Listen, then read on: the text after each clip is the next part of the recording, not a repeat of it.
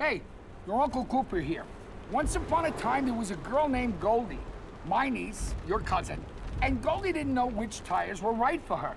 The first ones were too much tire, and then the next ones were not enough tire. Anyway, long story short, Goldie found the Coopers, and they were just right. What a happy, practical ending. Go to sleep. I love you.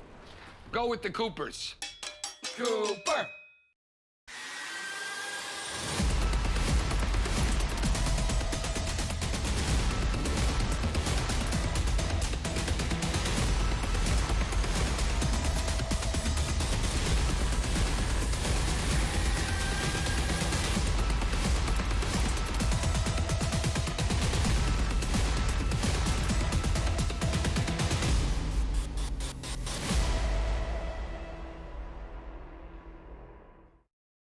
Karting and motorsport enthusiasts, Lucas Oil School of Racing is America's #1 Formula Car race school. Enjoy modern paddle shifters, pit speed limiter, and onboard video along with integrated data systems. Get started today with our 2-day basic or advanced course. Lucas Oil School of Racing is the official school of the Road to Indy. We can also qualify you for your SCCA license. Get started today by visiting us at www.lucasraceschool.com.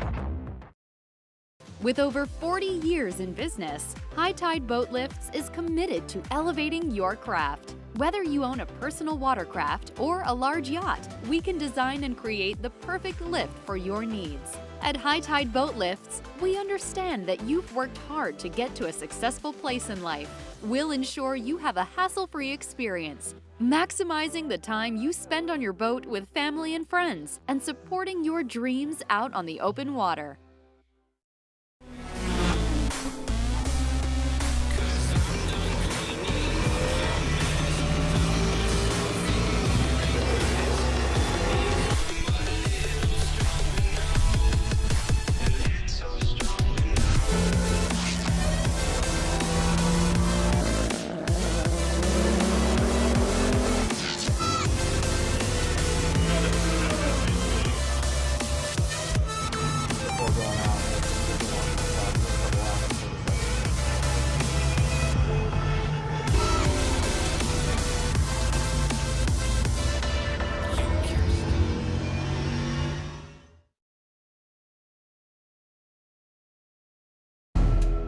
Championship so close you can taste it.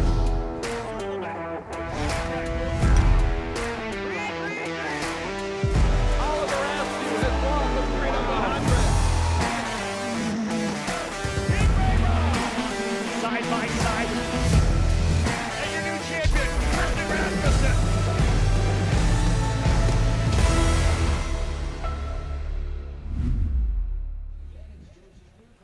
Welcome back, race fans, to Road to Indy TV Live.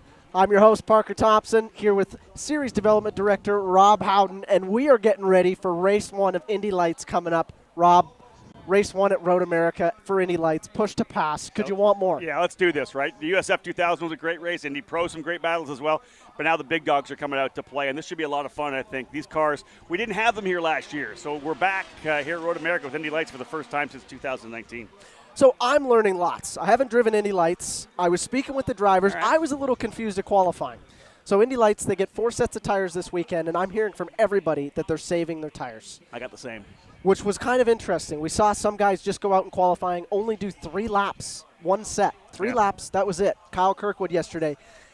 Very strange. We don't see that at a lot of the tracks. But basically what I'm hearing from all the teams and drivers is the deg is so high it's not even worth it to start up the front. They just want to have the tires for the race. Is that what you're hearing? Yeah, and I think we're probably going to see guys with fresh tires, and some teams even holding on to 2 fresh sets. Obviously, the qualifying for race 2 we just had earlier today, drivers on that second set of tires, which is 2 laps, right? So essentially, not even one heat cycle. They'll be good for a race as well. But I think we're going to see a lot of guys on fresh tires out there. You're right, tire deg's going to be big. So you take tire deg out of it, and then you've got push to pass. So these guys, if the draft wasn't enough, which the wind has kind of died down, I'm sure everybody on the broadcast can hear it's a little more clear up here at Road America. But at the same time, Indy Lights cars, they draft well, and then if they don't draft well, we've got push to pass, which is going to be really interesting. You know, we had that chat at Detroit. You press that button for 15 seconds, and sometimes you end up in a corner not being able to use the push-to-pass. That's it, yeah. Road America does not have that problem. No. You could probably push the button, I'm going to say at least 3 places, if not 4, and not have that extra 50 horsepower when you get into the turn. It's going to be huge, right? All the way down the front straightaway from 3 down to 5, and then all the way down Kettle Bottoms to the Canada corner. You're going to have that extra 50 horsepower. I hope we're going to see some major overtaking.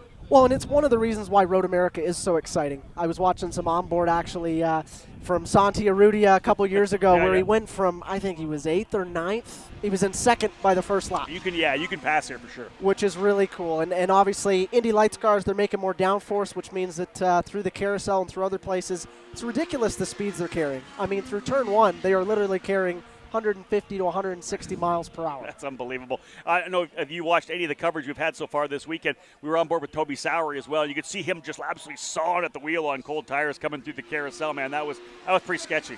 It is pretty sketchy. So to get into the racing, I think we've got to mention Daniel Frost. Yeah. Not only does he get pole for race 1, but he goes out and grabs pole for race 2. Kind of funny, because I talked to Kyle Kirkwood and a couple of the guys at Andretti, and they're going, hey, he did 2 sets of tires in qualifying 1, so, you know, it was kind of a gimme for him. And I'm going, hey, number 1, he's fast here at Road America. Yeah. Number 2, Matt Sanderson. I worked with him last year at D-Force. He was the sister car engineer. Okay. He's brand new at Andretti. They're doing an awesome job. It's pretty cool to see a team like that get their first pole.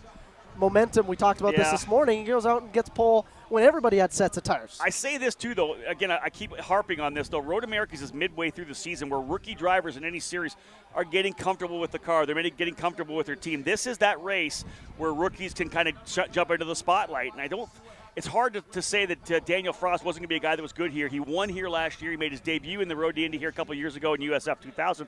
But he won here last year from last on the grid in Indy Pro 2000. He knows how to pass here. He just likes this racetrack. He does like this racetrack. And we will go back. The reason he started last is because he was on pole, and there was a little weight issue, but it wasn't like he had no pace and started last. He was quick around here. So it's amazing, that comfortability. It's funny how a driver likes a track too, right? Yeah. Barber was one of my tracks that I just liked. It doesn't matter what I drove there.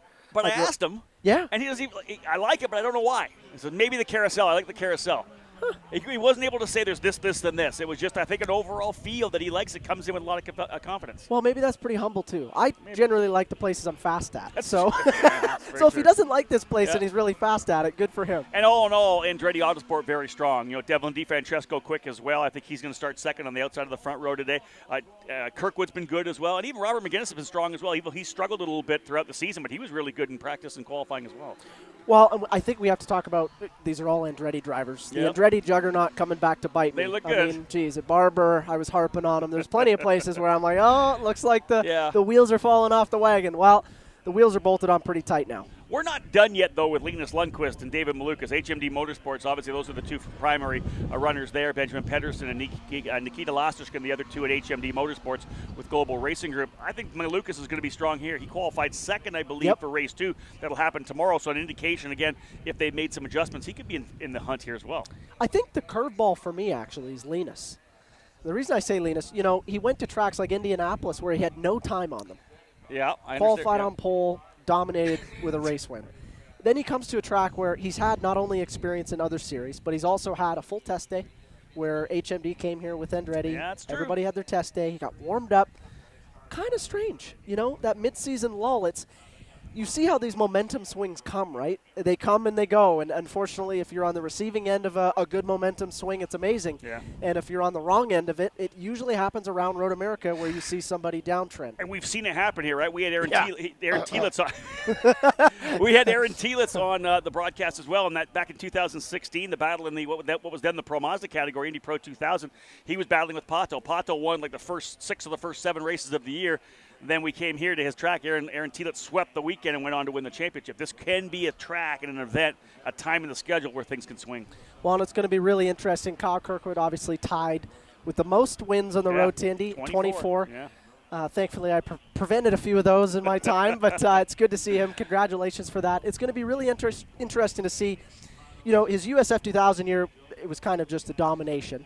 His Indy Pro year took a long time for him to kind of struggled early. Yeah.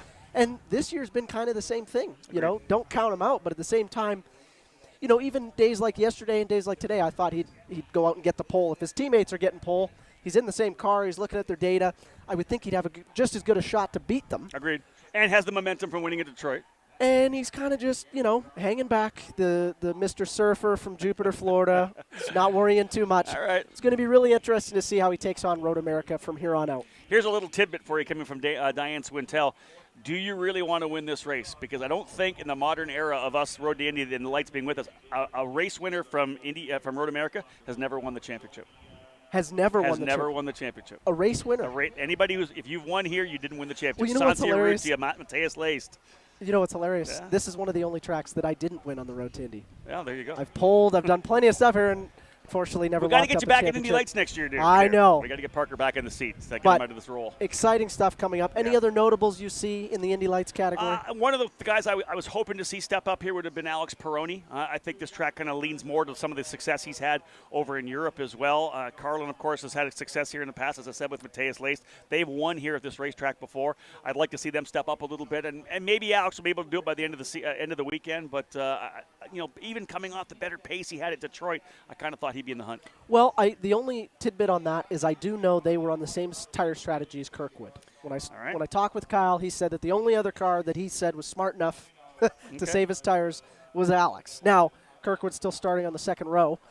But who cares where you start here? This isn't like a Barber or a St. Pete or a Detroit where you really want to start up front. How many we saw? The first 6 winners on the season all come from the pole. It wasn't until Kyle was able to get the win at Detroit, the second one, until we had a guy that didn't start on the pole position. This is the track where you don't need to be poled on because there's so many places to overtake. Well, and especially with the push to pass, exactly, it just creates another element to get around drivers when you're stuck. Do you know I don't know the statistics off my head. Do you know how many poles have been converted to wins in Indy Lights here? I have no idea. No, you're Mr. Facts. No. That would be a Steve Wittig from Trackside Online or a Diane Swintel. I don't have that one. Rob's too humble. I think it's going to be a great race. I think you said it.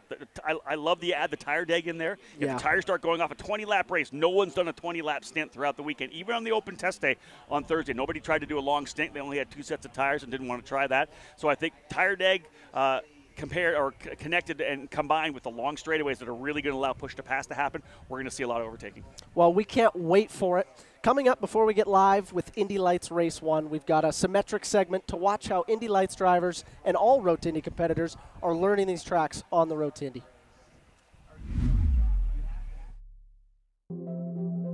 Race car drivers are always looking for a leg up. And with modern day racing at an all-time high for cost, the best way to do that is through sim racing. I'm here with Greg DeGeorgis, owner of Symmetric Labs, and he's going to take us behind the scenes on what it's like to run a high-performance simulation. Greg, what have we got here? How did you get into sim racing, and what are you offering for the Road to Indy athletes? Yeah, so we really offer drivers a head start on the racing weekend to take the first bite off of their learning curve to get prepped on at races and everything. My background is as a data engineer. I am not a driver or a driver coach, but I worked with a lot of championship-winning teams, drivers, coaches, and efforts to get drivers prepared. So I know what it takes to win. Take me through the process of becoming a Symmetric Labs customer. It's really simple. We offer unlimited packages to drivers where they come in for a flat fee and they drive as much as they want for the entire race weekend. So there's no counting a clock or anything like that. To get the most out of it or anything. We'll take multiple appointments throughout the race week, and we usually front load on load in and practice day, and then we'll usually do morning warm-ups before qualifying into a race day to get drivers fully ready to go. So at 8 o'clock in the morning before an early qualifying or something like that, they're ready to turn really fast laps. What do you view as the biggest jump these drivers are getting when they get on the sim? For me, when I get on the sim, it's usually for track learning, but I'm sure they're learning a lot more than just how to go around the track. What are they learning on the race weekends, and what are you teaching them? Yeah, so like you said, a lot of what people assume with simulators is that all they can learn is new tracks. That's true. It's definitely a big part of it. But we can also teach drivers to get really comfortable. I have excellent models of all 3 other Road to Indy cars that I developed in-house with all the logger, tire, manufacturer data, and a lot of feedback from real drivers so they feel as real as possible. So with really, really good car and track models, we can actually work on even focus conditioning with these drivers where they know the car, they know the track, and we're going to let them run in the sim for an hour with the heat on, all over their gear. I'm going to intentionally try to distract them, force them into mistakes, and then really try to work on their entire race stint or their stint performance. Let's get to the real meat and potatoes though, which is the sim. This thing is gorgeous. Now, what simulator are you using? So this is the CXC Simulations Motion Pro 2. It's about a $100,000 sim. It's really the best sim that money can buy that also fits in an 8-foot wide trailer. Wow. Okay. Well, I can't wait to get on it. It looks unbelievable.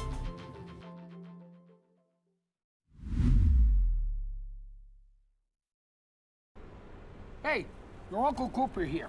Once upon a time, there was a girl named Goldie, my niece, your cousin, and Goldie didn't know which tires were right for her. The first ones were too much tire, and then the next ones were not enough tire. Anyway, long story short, Goldie found the Coopers, and they were just right. What a happy, practical ending. Go to sleep. I love you. Go with the Coopers. Cooper!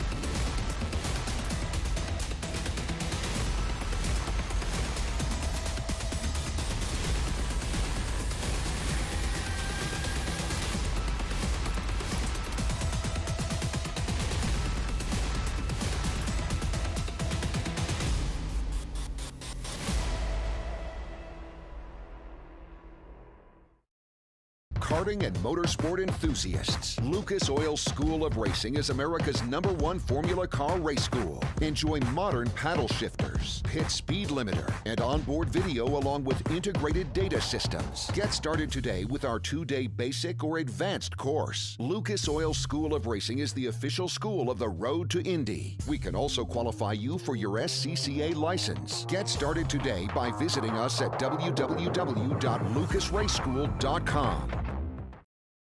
With over 40 years in business, High Tide Boat Lifts is committed to elevating your craft. Whether you own a personal watercraft or a large yacht, we can design and create the perfect lift for your needs. At High Tide Boat Lifts, we understand that you've worked hard to get to a successful place in life.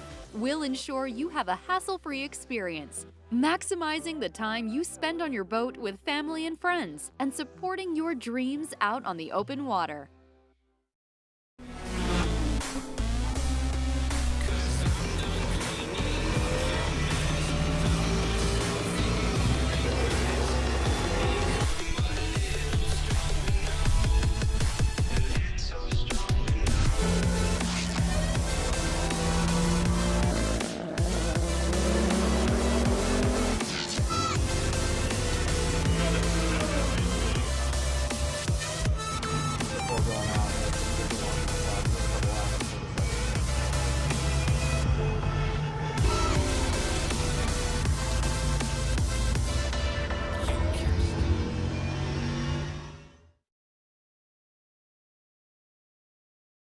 As your uncle, I want you to know that on the road to life, there will be rough spots, and they will chew up your tires.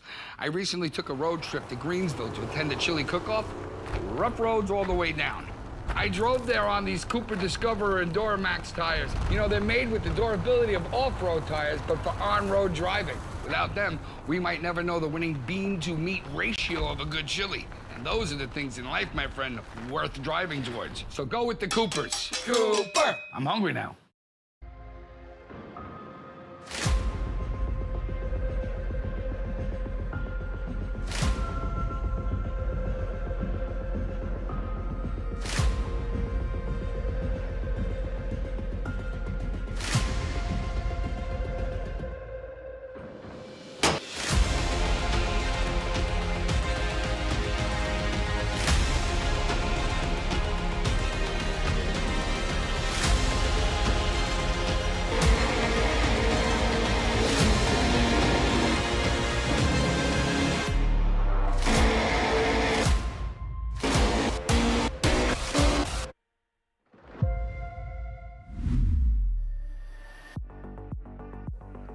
One of the biggest question marks over racing drivers is, are they athletes? And I am here today to debunk that. I am here with Jim Leo of Pit Fit Training in Indianapolis.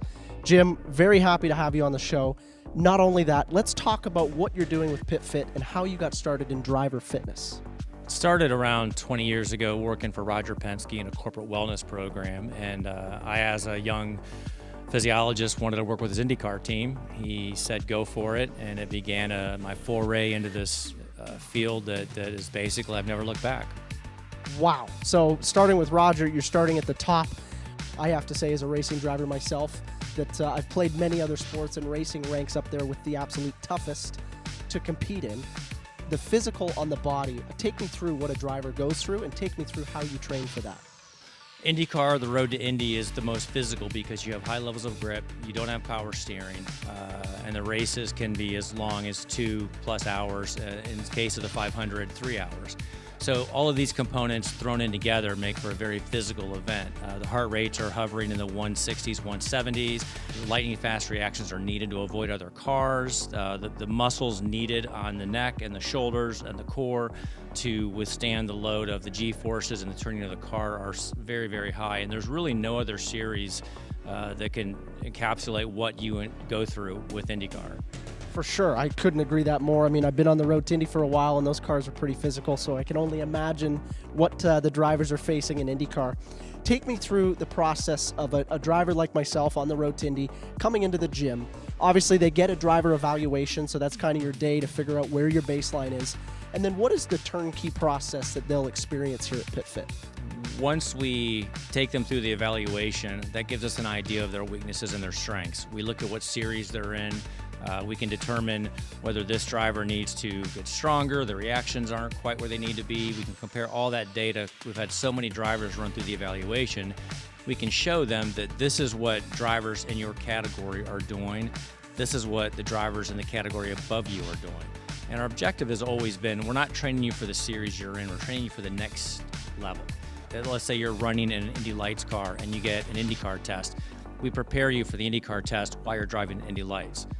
The last thing you want to do is get that call up at the last second and go out for a test and then not be able to complete the test at your peak level because your physical fitness wasn't there. So we prepare every driver for the next level up, and so therefore we've had a lot of drivers who move up the ladder. But when they first come in, they all go through the evaluation. We set them up on their programs, and based on our experience with drivers, then we'll modify that program to fit their needs. And that's, it sounds very simplistic, and then from our standpoint, it is very simple. From the outside looking in, though, and once you get on the inside and see what goes into the training and the programming, it's very elaborate the way it's set up. Well, perfect. Without further ado, let's get me trained up for IndyCar.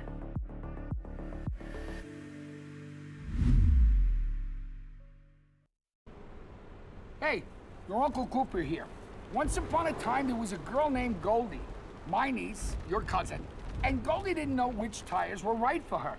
The first ones were too much tire, and then the next ones were not enough tire. Anyway, long story short, Goldie found the Coopers, and they were just right.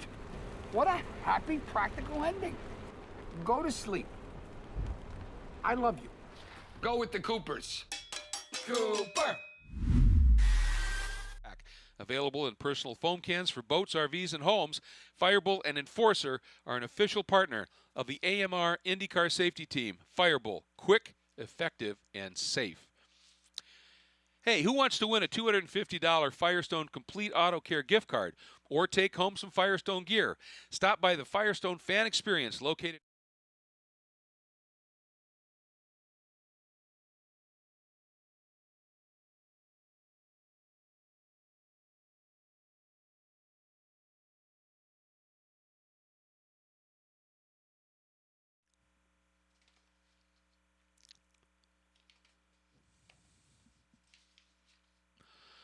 Holmatro is dedicated to providing innovative hydraulic equipment for rescue, industrial, and special tactics, and applications worldwide. Holmatro has been manufacturing rescue tools in their Glen Burnie, Maryland facility for over 35 years. From the machining process to its laser-controlled detail of work, Holmatro delivers high-quality, innovative tools which consistently perform under the most adverse conditions. Proud to be a manufacturer in America and employing U.S. citizens, Holmatro is the official rescue tool of IndyCar. Jostens is proud to be the official supplier of championship rings and trophies to the NTT IndyCar Series and to Indianapolis Motor Speedway. Jostens also produces great commemorative race products. For race fans, please visit us at jostens.com to see all of our commemorative racing products. Greg, we're coming up here on another pre-race for our Indy Lights competitors, and certainly this qualifying session earlier today for Q2 for race 2 for tomorrow, but Q1 was certainly special as well. It was. There was no question about it. Again, we saw that pattern repeating itself in Q2, where Daniel Frost was able to repeat and nab both poles. But it was a remarkable achievement. You consider the fact that Daniel has a second-place finish this year, hasn't been able to crack the win column, then to dominate qualifying here with those runs that he put in for Andretti Autosport, comes in here 7th in the points, and a spot in front of David Malukas, who comes in 2nd in the points, but has 3 poles this year. That tells you that Daniel Frost and that Andretti Autosport team were hooked up. And then Devlin DeFrancesco, who was a guest up here earlier, backed it up with a tremendous run to 3rd in qualifying. And I'll tell you, the fact we've seen this in every one of the RTI categories here this weekend, the pole sitter down low, this time just at the edge of the top 5. With more and time to get this one going, let's get down to Rob. Thanks, guys. Much appreciated. And again, back at it here to cap off the day with one more Road to Indy presented by Cooper Tires event. We saw tremendous racing in USF 2000. Of course, that great battle in Indy Pro 2000 as well. But now it's time for the drivers at the very top rung of the Road to Indy, just one step away from the NTT IndyCar Series. It's Indy Lights. We have 13 drivers set to go for a 20-lap race here this afternoon. All of these drivers vying for the championship and the scholarship worth $1.25 million, which will be used for an IndyCar program, 3 races, including the Indianapolis 500 in 2022. Tremendous drivers getting set to go around this very tough 4-mile circuit. The push to pass into play, of course, 50 extra horsepower. Let's have a look at the grid of the drivers getting set to go. 13 racers in total, as I say, on the grid. We'll start at the tail of the field, starting in the 13th position out of Louisiana. For Carlin Racing, the rookie Christian Bogle in the number 7. Row number 6 now on the outside out of Ontario, Canada. In the P. Sarah Racing entry, the number 11 is Antonio Saravalli, rookie driver starting in 12th. Alongside him, a veteran of the Road to Indy coming through USF 2000, Indy Pro, and now Indy Lights, a rookie driver out of Los Angeles, California, but born in Russia. That is Nikita Lastishkin for HMD Motorsports in the number 59. Moving into the top 10 now, row number 5 on the outside. Benjamin Pedersen in the number 24 for HMD Motorsports with Global Racing Group. The rookie starting in the 10th spot. Inside out of Australia in the Blundstone-sponsored Carlin entry, the rookie Alex Peroni in the number 5 for Carlin. Row number 4 now. On the outside from Mount Kisco, New York. Robert McGinnis for Andretti Autosport, a winner 2 years ago on the road course at the Indianapolis Motor Speedway, looking to go for a victory here today. McGinnis for Andretti in the number 27, starting 8th. Inside of that row, last year's Indy Pro 2000 champion. He's got the scholarship colors on the car from Payette, Idaho. For Juncos Racing, it's Stingray Robb in the number 2. Up now to row number 3, starting on the outside out of England. A race winner as well in 2019, now running for Juncos Racing, starting 6th, the number 31, Toby Sowery. Inside of Sowery, driver with multiple wins already this year. Scored the FRA championship last year to get a scholarship to come run Indy Lights. He has been unbelievably impressive coming out of the gate. The point leader coming into the race weekend, Linus Lundqvist from Sweden for HMD Motorsports with Global Racing Group. The 26 starting in the 5th position. Row number 2, a couple of very impressive young drivers. Starting on the outside, both rookies, of course, here in Indy Lights. On the outside, coming off 2 wins, back-to-back Jackson, the Detroit Grand Prix. Kyle Kirkwood out of Jupiter, Florida in the Andretti Autosport number 28. Kirkwood starting in 4th. Inside of that row, last year's runner-up in the Indy Pro 2000 category, it's Devlin DeFrancesco for Andretti Steinbrenner Autosport in the number 17. DeFrancesco quick. He will start on the inside of row number 2. Going to the front row now, this will be impressive. And the guy on the outside with a couple of race wins already for HMD Motorsports, David Malukas in the number 79, starting on the outside of the front row. Malukas has been strong, 2nd place in points, backed by just 1 marker coming into the weekend here. But the driver who's on the pole position here today, he actually won last year here at Road America in Indy Pro 2000, made his debut in the Road to Indy in USF 2000 here as well a number of years ago, but back-to-back pole positions, his first career Indy Lights poles. Daniel Frost out of Singapore in the number 68 for Andretti Autosport. Denjet, the sponsor of the 68, on the pole. It'll be Frost and Malukas on row 1. DeFrancesco, Kirkwood, row 2. Lundqvist and Sowery, row 3. Robb and McGinnis, row 4. Peroni and Pedersen, row 5. Lastishkin and Saravalli on row 6. And Bogle on row 7.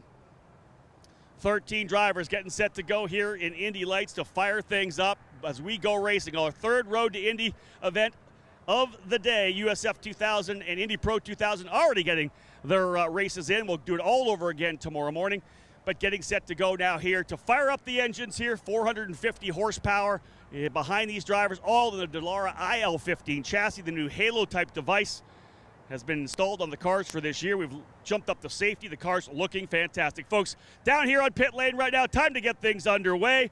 And to give us the command to start engines, the Cooper Tire Girls. Road to Indy drivers, start your engines! Engines have fired here trackside. Time to go racing, folks, and we'll go back. In progress, Nick Yeoman and the IndyCar Radio. As we are set to go racing at Road America for 20 laps for round number 9 of the Indy Lights Series presented by Cooper Tires. Daniel Frost, David Malukas on the pole, and Devlin DeFrancesco, Kyle Kirkwood in row number 2. Linus Lundqvist starts in the 5th spot. Toby Sowery is 6th. And boy, Davey, looking forward to this one as this championship picture becomes a little bit more clear. Yeah, I think, you know, we're almost, they'll be halfway through the season when this race this weekend's over, and I think it's going to really kind of lay out of what these drivers have to do to go for championships and who's going to be where after this event. So I look forward to it as well, Nick. And I feel right now that these top 3 guys in the points, Malukas, Lundqvist, and Kirkwood, really have things under control. They have a pretty good lead. They're all really close. They're within 9 points of each other in the championship. And I think anybody else to win the championship has got to have a really good run going from here on.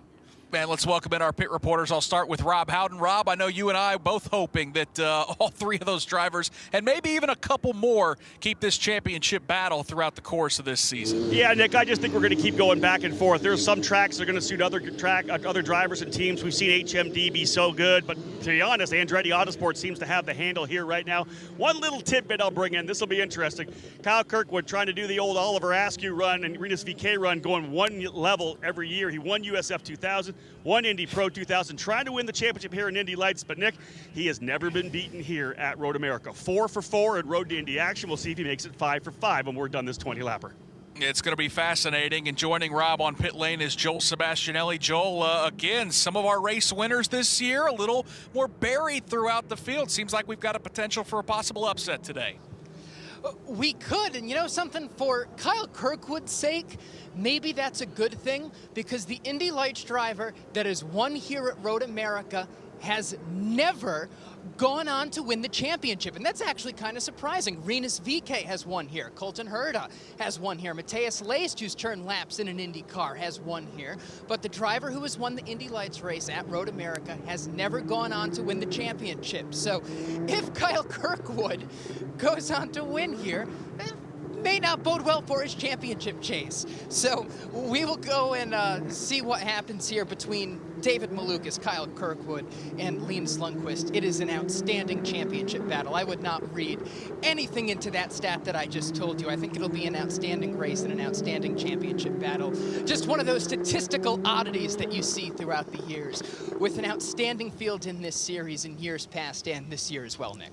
It is a fantastic stat. There is no doubt about it. So maybe the key is, hey, score a lot of points, but don't win the race. Now, I think these drivers would love to be the first one to maybe upset that trend. Through the carousel for the final time, all 13 drivers getting some heat in those Cooper tires, as well as build up some engine heat. Davey, that run down to turn 1, it's maybe one of the fastest approaches these drivers, maybe only Indianapolis I can think of down the front straightaway in the opposite direction. I mean, it is a daring turn 1, and boy, we're just going to keep our fingers crossed all 13 make it through.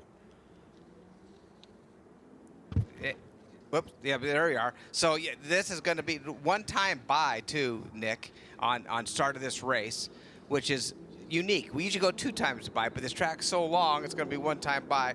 But the exciting part about this race with Frost, this is first time for a long time to be in the front of the race. Now, you can count on Kirkwood. I know the stats aren't good to win this race, to win the championship, but I'll assure you that he's going to be trying to be leading this thing after the first lap.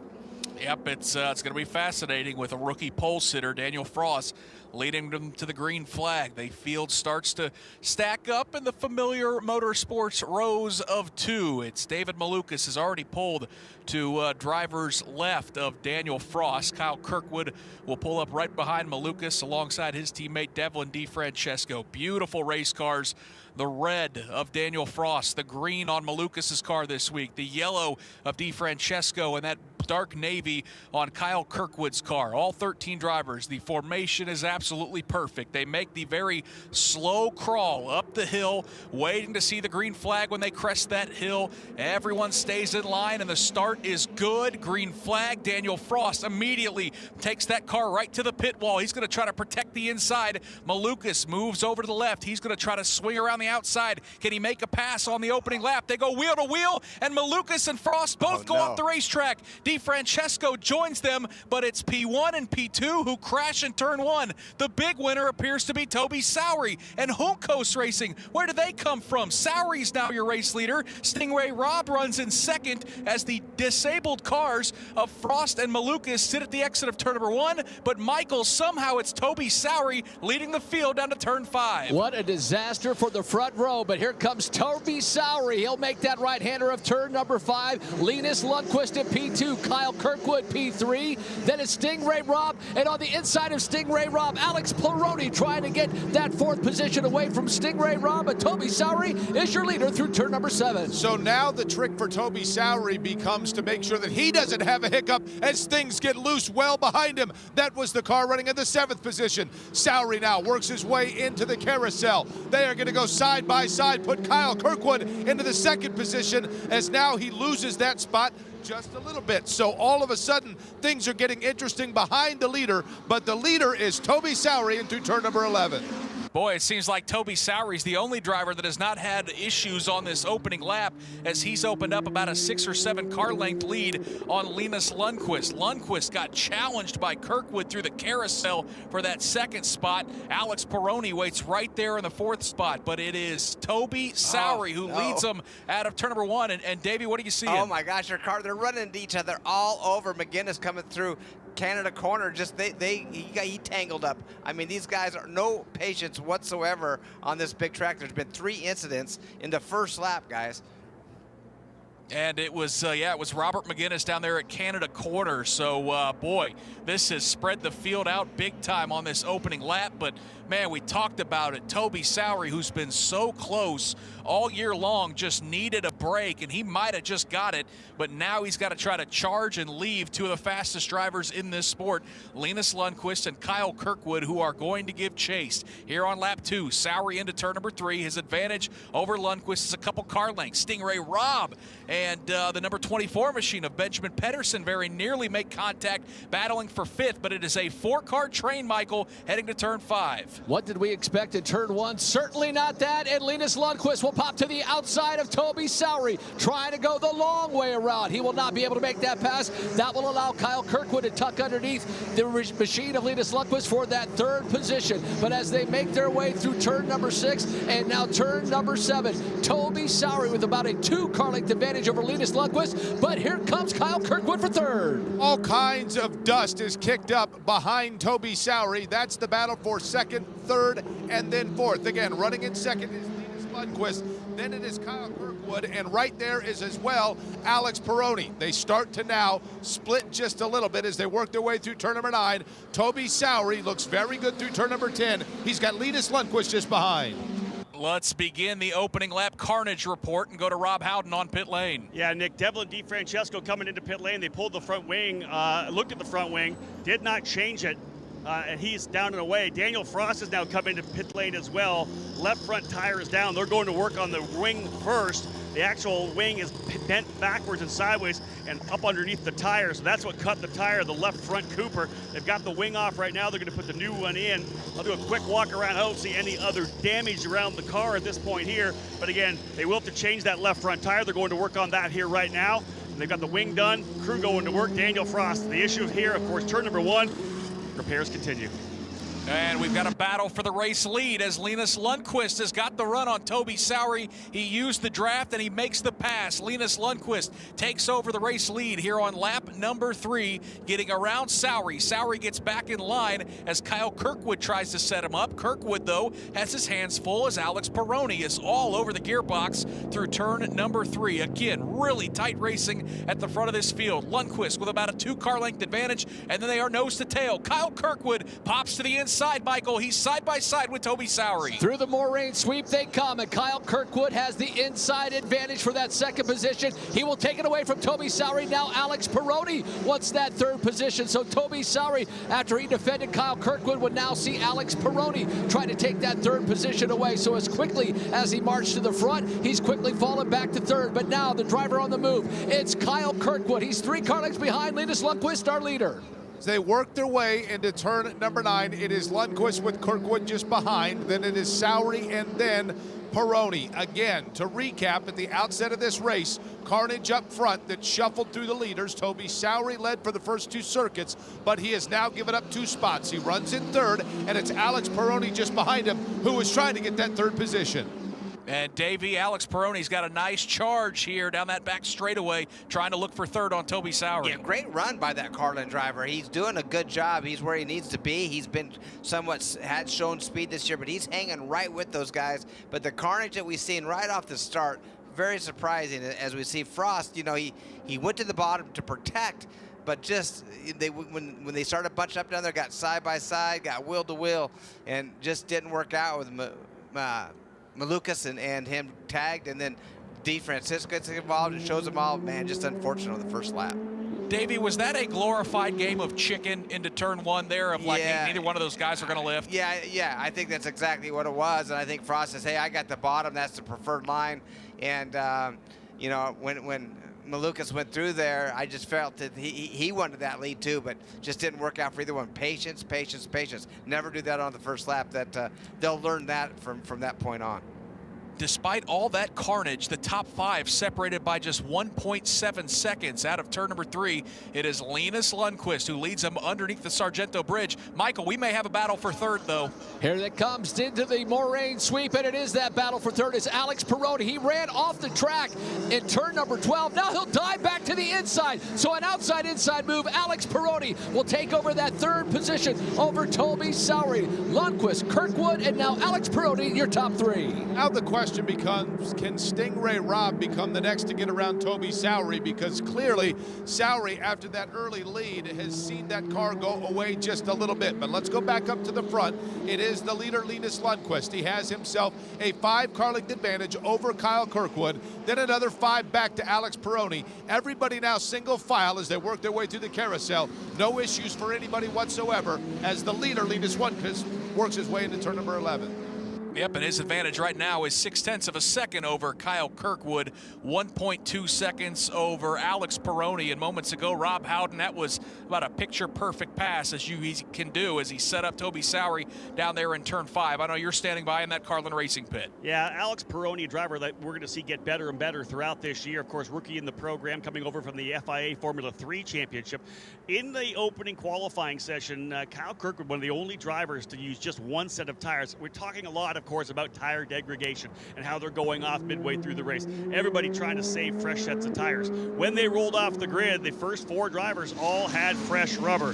Malukas, Frost, DeFrancesco, Kirkwood, all with fresh rubber. Everybody in the back using more than 1 set during qualifying, other than Alex Perroni. Like Kirkwood, he only used 1 set of tires in the opening qualifying session, so he rolled out on fresh tires as well. Toby Sowery not so lucky. He's got a lot of laps on those tires. That could be one of the reasons why Perroni's working his way back forward. We may have a battle for the lead as Linus Lundqvist has about a 2-car length advantage over Kyle Kirkwood. Kirkwood was setting him up down the front straightaway. He's going to do it here on to turn number 5. Michael, Kyle Kirkwood pops to the outside. Yes, he passed him on the outside and is already by and has checked out 2 car lengths.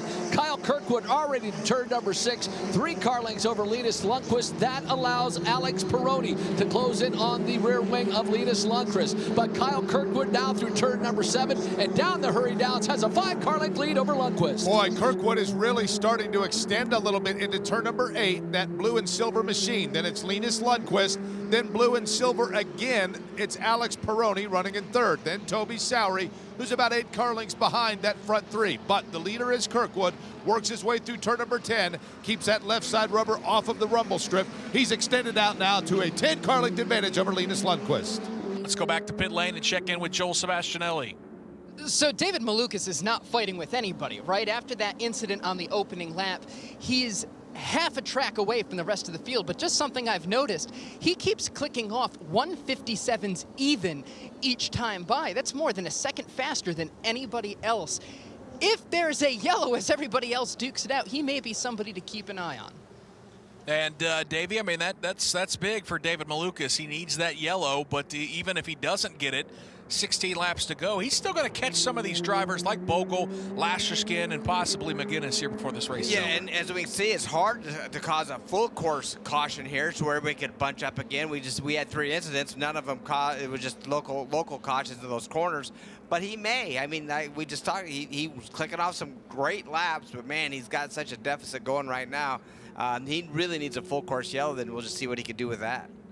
Yep, Malukas right now buried in that 11th position after that opening lap accident. Let's go back up to the front of the field. It's Kirkwood, your race leader, but Michael, the battle for second is a good one. Yes, indeed it is. Linus Lundquist has it. Alex Peroni wants it. He'll pop to the outside of the Marine sweep. He will stay to that outside of Linus Lundquist and now do the over-under. Try to get traction on the inside is Alex Peroni. He's alongside the machine of Linus Lundquist. They'll make their way through turn number 6. And now turn number 7. Give Alex Peroni P2 as he gets by Linus Lundquist. Kyle Kirkwood, your leader. Now Kirkwood kicks up a little dust as he goes his way into turn number 7 and sets up for turn number 8.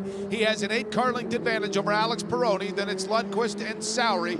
But the leader, Kirkwood, as he goes underneath the Speedville Bridge, is trying to extend out that lead as he works his way in that long sweeping right-hander that is the carousel. Back in, got just a little bit loose on him entering turn number 10, but Peroni's not able to take advantage. It's back to a 10-car length gap. That was a great pass by Alex Peroni. And Dave, you know, when we clear this weekend, we will be at the halfway point of this season. And when you get to the summer months, it seems like no matter if it's IndyCar or Indy Lights, some of these guys get sick of running wheel to wheel with each other. And it looks like in this race, at least, those elbows get a little wide. They are getting a little wide. And one thing I've noticed on the points championship, when Kirkwood went by Lundquist, it tied them. They're exactly tied at 2:17. But then guess what happens? Peroni, he passes Lundquist, so Lundquist is now going to be in second. They're not a tie anymore. He's going to fall back. And I have to think this. I watched Lundquist pretty closely. The back of his car just does not have the grip that he really needs. The thing's sliding around a lot, even in the slow corners, but then in the carousel it's sliding around. So right now, I wouldn't be surprised to see Sowery potentially and Pedersen come and pass him as well. So he's 5 points back now. Kirkwood leads, 5 points back Lundquist. Malukas is 18 points back, so keep an eye on that championship as well. Yeah, and of those drivers running 3rd, 4th, and 5th, Pedersen looks like he may be the one that has the most pace right now. Michael, he's got a strong charge looking for 4th on Toby Sowery. Yeah, Kyle Kirkwood now making his way through turn number 5, then Peroni, then Lundquist, and here comes Pedersen to the outside of Toby Sowery. He'll lock him up ever so slightly, and it'll force Toby Sowery onto the rumble strip. So Benjamin Pedersen will get a good run up the hill and through turn number 6. So now Benjamin Pedersen will move up into that 4th position, but he's not only checked out about a car length away from Toby Sowery. Again, they make their way down through turn number 7 and on their way to turn 8. As that battle settles itself out, it is trying to get back into view of the front 3, but Pedersen has easily about 15 car lengths to make up before he gets into the 3rd place running Linus Lundquist. Sowery is not letting Pedersen get completely out of view. Right now, it's about 3 car lengths between the two of them. Maybe Pedersen might have gotten himself an extra car length or 2. Let's call it 5 through turn 11.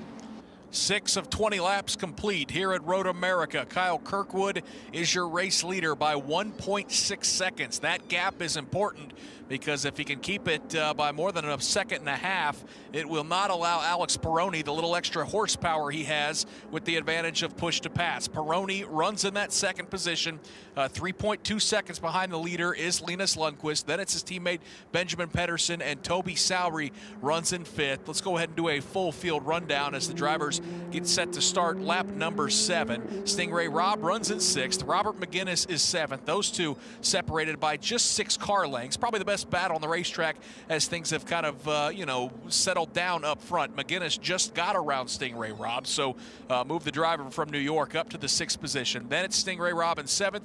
Antonio Serravalle is 8th. Christian Bogle is 9th. Nikita Lashishkin is 10th. Joel Sebastianelli talked about David Malukas and his charge after that opening lap incident. He's now 2 seconds behind Lashishkin in 11th, so Malukas starting to charge his way back through the field. And then it's the 2 drivers who had great qualifying runs, were looking for their first career wins, who had disastrous opening laps. Devlin DeFrancesco, who runs in the 12th spot, he's been to pit lane with some damage. And then Daniel Frost, who is 1 lap down, our pole sitter right now in the 13th position. And Davey, as Kyle Kirkwood starts to check out a bit on Alex Peroni by 2 seconds, we've seen a lot of action so far in this race through 6 laps, and a lot of it's been right down there where Michael's at in turn number 5. What is it about that left-hander that year after year seems like that is Calamity Corner and where we see so much action and so much passing? I really think what it is you have so much speed coming down this front straightaway. It starts all the way there, Nick, and then you go into turn 1 with a lot of speed. Turn 2, it still carries speed, or I should say turn 3, there's a little kink there. But as you go down that back straightaway and just gain so much of that, it's heavy braking and really narrow track down there in turn 5. And that over-under that we see, the guy goes on the outside, slows down a little bit more, cuts back underneath it. That's a really good corner because they slow down for it. Now, the difference is Canada corner is you don't slow down that much. I mean, it's still a really fast corner, so that's what I think brings on the really good passing. And as the drivers make their way back onto the front straightaway, we've seen plenty of passing there as well. Alex Peroni and that Carlin Racing machine just continues to lose. It looks like just a couple tenths a lap. It's now 2.1 seconds. So Kyle Kirkwood absolutely laying down a blistering pace. The good news for Peroni, who, if he can stay in second, will record his best career finish, is it looks like he has gapped himself from Linus Lundqvist by about 2.3 seconds. And then it's another 2 seconds back to Benjamin Pedersen, followed by Toby Sowry and Robert McGinnis as things continue to look like they're spreading out a little bit. But, Michael, how impressed are you with Kyle Kirkwood, our race leader, and the pace he's laying down here on lap number 8? I've been impressed with this young man, and it really, my eyes were wide open when we went to the streets of Belle Isle in Detroit.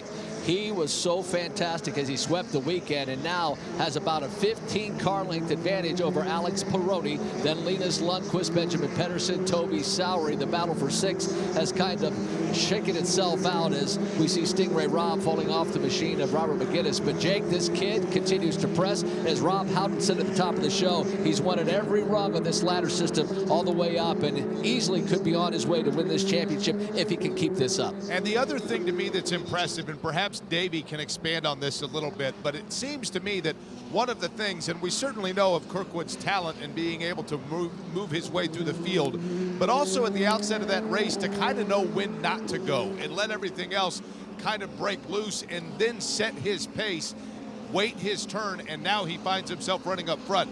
To me, for a guy that's in his first year in the series, it shows an incredible maturation and part of the reason why he's extending that lead. Yeah, I agree with that. I think that he was watching what was going on in turn 1, going, okay, guys, you guys are getting a little too close. This is a little too risky, and really kind of backed up, got out of the way, lost some positions, fell back quite a ways, actually. I think in 5th or 6th position.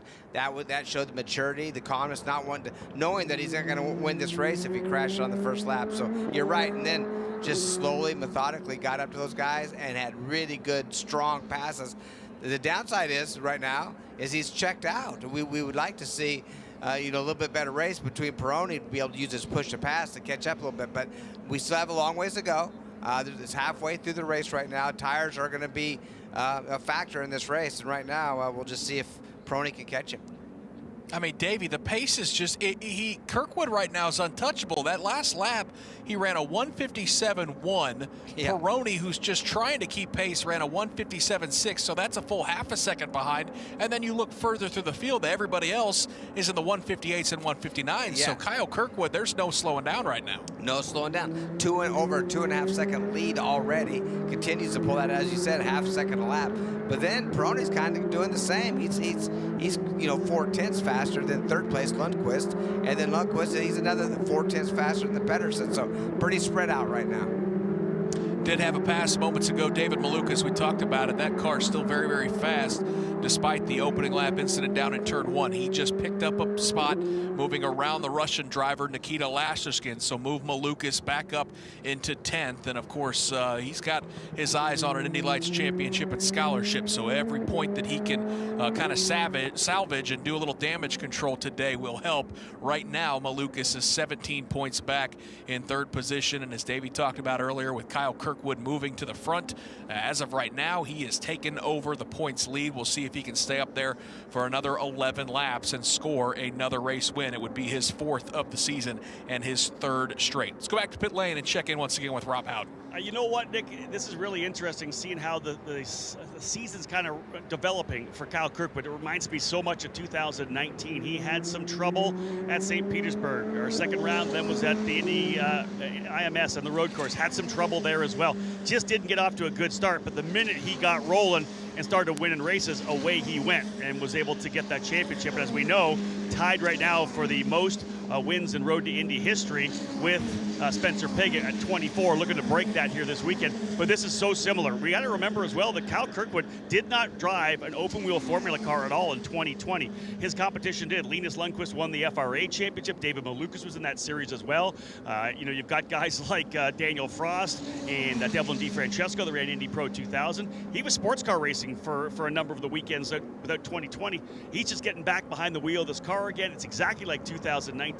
And if they let Kyle Kirkwood get on a roll like we saw when he was winning the Indy Pro 2000 championship, the rest of this field could be in trouble.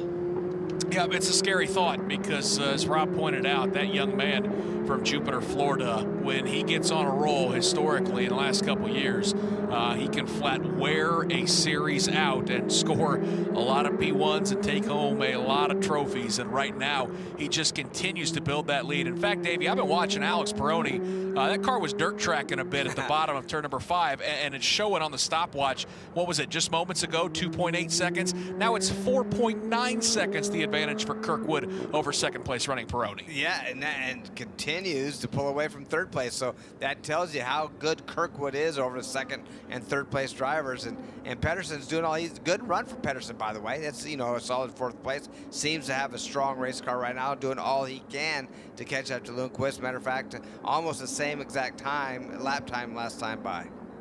And tell you what, Kyle Kirkwood's lead 5.5 seconds. Linus Lundqvist runs in third behind Alex Peroni, and as you mentioned, not making up a ton of ground right now. He's 1.5 seconds. Do have a bit of a battle shaping up right now for the 5th position. Again, it's Kirkwood, Peroni, Lundqvist, Pedersen, and Sowery. And then Sowery's having to do everything he can right now to hold off Robert McGinnis. Looks like David Malukas is starting to charge as well at the back of the pack. But let's focus in and hone in a bit on this battle. Best on the racetrack for 5th. Robert McGinnis looks to the inside. He's going to go wheel to wheel with Toby Sowery. He'll force him a little wide, and he has the horsepower to get around. He'll make that pass. And I think David Malukas might have just did a twofer. He just got to the inside and took care of Antonio Serravalle and Christian Bogle. So that's 2 more spots for David Malukas. They are nose to tail, though. Let's pick up that battle at the back of the pack. Michael, it's 8th, 9th, and 10th. David Malukas, Christian Bogle, and I believe that is Stingray Robb underneath the Sargento Bridge. Yeah, Stingray Robb has lost touch with Toby Sowery and that Robert McGinnis battle that he had earlier. Now we have that battle working its way into turn number 5. Stingray Robb, Christian Bogle. They will make their way up the hill. Bogle tries the over-under, won't be able to complete it. But as we go back to the front of the field, I'll tell you, Jake, I think Linus Lundqvist is starting to catch second place running machine. It's a very good eye. That is Peroni that worked his way into the carousel, and when he had to take that lefty of turn number 8, that allowed Lundqvist to get right on him. But Peroni was faster through 9 and 10. That got him that breathing room back. He has an 8 car length advantage right now over Linus Lundqvist. Davey, I mean, all of a sudden, Alex Peroni's car looks like it's going away a little bit, or maybe Linus Lundqvist has found something. Regardless, good to see that battle for second may be heating up a little bit. Yeah, we've seen some side-by-side action as the corner workers are seeing it all over. At least there's some good racing going on around the racetrack, and you're right. I think Peroni, he's losing a little bit of time, and Davey, he's slowing. Yeah, he's slowing down drastically. I mean, something wrong with that race car. Oh, what a shame, running second place. Yeah. Oh, it looks like it all of a sudden took back off again, like a fuel problem or something. Yeah, it's the driver from Australia through the last couple corners. He's still not up to speed. In fact, he's going to make that really tough right-hand turn to bring that car up the hill and slowly down to pit lane. Boy, what a frustrating result this is going to be for Alex Peroni. Looked like he was heading towards a second place finish. He only has one podium so far this year. It was going to be a career best, and now he'll slowly bring that blue and green car for Carlin Racing, Blundstone, Tasmania, RDM Fast Ferries, the sponsorship on that car from Hobart, Australia. Alex Peroni frustratingly going to see a podium finish wash away, and that essentially, Davey, is going to let Kyle Kirkwood, I would assume, cruise for these final 8 laps. Yeah, it just seemed something sour in the engine when he went by on pit lane. Just didn't sound like it was missing a couple cylinders almost. I couldn't really tell as he was idling, but it just didn't sound very good. So Alex Peroni will tumble down through the standings right now. It looks like as of right now, he's running in the 11th position as everybody has gone by. And I'll tell you what, Rob Houghton, the big beneficiary is one of our championship contenders, as he is scoring quite a few more points here over the last couple laps. Yeah, what a couple of laps here for David Malukas, right? Tries for the lead in the opening corner, gets collected off the racetrack, storms back up, gets a couple extra drivers coming down the front straightaway, and then ends up getting a free one as well with Peroni heading into pit lane. Obviously, a good one for Malukas, but not so much for Alex Peroni, and we'll get a report here from Joel Sebastianelli. Heartbreaking to see this. He just brought the 5 onto pit lane. Those times were falling off progressively. A 2-minute followed by a 2:01. He told the team that he lost 4th gear. Ouch, ouch. That is not good for Alex Peroni as he sits on pit lane. He's now lost the 11th position to Devlin DeFrancesco and appears poised for a last place finish. Meanwhile, Kyle Kirkwood's advantage over second place running Linus Lundqvist is just about 9 seconds with 7 laps to go here at Road America. Lundqvist runs in second. Benjamin Pedersen is now all of a sudden cycled his way to third. He had a podium finish in the first race of the season, but this could be a really, really good result for the Global Racing Group. He runs in that 3rd spot. Then it's Robert McGinnis in 4th. Toby Sowery is 5th. Antonio Serravalle has cycled his way up to the 6th position. He may have company shortly with David Malukas, who runs in 7th. Then it's Stingray Robb and Christian Bogle, who run in 8th and 9th. Those 2 cars were awful close as they make their way down the straightaway heading towards turn number 5. Michael, let's pick up that battle. Stingray Robb trying to hold off Christian Bogle. Yeah, for Stingray Robb, he had a lot of track position lost when he was in that battle with Robert McGinnis. I'm not sure if something has gone wrong with that machine, but Stingray Robb, Christian Bogle now making their way through turn number 6 and now turn number 7. But Robb was doing extremely well in the early portion of this race, but much like all the other drivers that have lost ground, Jake, it's just something goes away on those cars in the latter portion. And again, they have David Malukas just in front of them. It is Bogle with Stingray Robb just behind them. They are entering the carousel right now. The leaders have already gone their way through turn number 11. Also entering the carousel of note, Toby Sowery had gotten himself just a little bit loose. Serravalle was not able to close in on that gap. But that battle back there, again, pretty good right now. Bogle has himself about a 6 car length advantage over Robb. Let's go back to pit lane with 7 laps to go and check in once again with Rob Houghton. Yeah, Nick, just a note, in looking at Carlin, I really expected them to start coming on midway through the season. Obviously, they haven't been in the Indy Lights program for a number of years. They've won here at Road America before with Matthias Lace, for example, and to see them start coming on right now, it just seems to me like this is the return of Carlin right now. We saw what Peroni was able to do. He had a 2nd or a 3rd place finish. Even if he was going to be battling with Linus, he had a chance for a podium. And then to see Christian Bogle, a driver who did 2 years of USF 2000, jumped over over Indy Pro into Indy Lights. He's getting better. He's learning. And to have him battling right now with Juncos Racing and Stingray Robb, last year's Indy Pro 2000 champion, I think that really signals that Carlin back in the groove that we saw when they came to the series in 2015. Yeah, it's awful impressive, honestly, to see some of these drivers who, as Rob talked about, maybe struggled through the first half of the season, all of a sudden putting together some good results. Again, Antonio Saravalli looks like he may be poised for a 6th or 7th place finish. That will be definitely his best finish of the year, no doubt about it. And as Rob talked about, the pace looks pretty good for Christian Bogle, so the competitiveness level of this Indy Lights series seems to be pretty strong. And Rob, while I've got you, let's talk a little bit about some of the Road to Indy action that we have already seen so far this weekend. Tell us a little bit about some of those drivers who have already taken home some hardware. Well, Nick, you know what? I'm not going to tell you about that. I'm going to let the driver tell you about that. Kiko Porto actually standing with me right now for D-Force Racing. Good segue, Nick. Kiko Porto winning for the 2nd time this year in USF 2000 for D-Force. Kiko, you had an unbelievable battle with Michael D'Orlando. You guys were literally side by side from turn 5 through the carousel, through the kink back to Canada Corner. Really good respect back and forth. But man, talk a little bit about that race win. It's got to feel good to win here. Yeah, what a race for me. Like, Michael was too fast behind me. I opened a gap, and then come the full course yellow, and then we start to fight. We passed like half a lap side by side. This was crazy, but I'm very happy. The car feels like perfect. The perfect weekend for me. Tomorrow we have one more race. I know how fast I can be with this car, so I only want to say thank you for my sponsorship, Banco da Coval, the D-Force Racing team, and I'm very happy with this winner. You start from pole again tomorrow. I know all the fans down in Brazil will be very happy to see you try to win again, but here at Road America, midway through the season, if you can get a couple of victories, this is when you want to start building up that momentum, right? Starting to try to get to the end of the season, try to win this championship. Does it feel like you have momentum building? Yeah, we passed a half of the season right now. I feel how better the cars feel during the race this weekend. I'm very confident with how the team can be with the car. So next race we have the Middle Ohio race, a really good race. I love this track. So I have New Jersey too. So I'm very happy to work with the guys. I feel like I have a really good car for all the season, so we need to keep pushing. Hey, congratulations. Thank you, man. Kiko Porto, darn good job here today. The Brazilian doing well on the win, on the pole again for tomorrow. And then we'll send it back down to Nick Yeoman. Yeah, just had an incident with Nikita Lashishkin, who got off track, hit one of the signs. Looks like he's dragging a bit of that part of the racetrack, or part of one of those signs on the racetrack, but we stay green.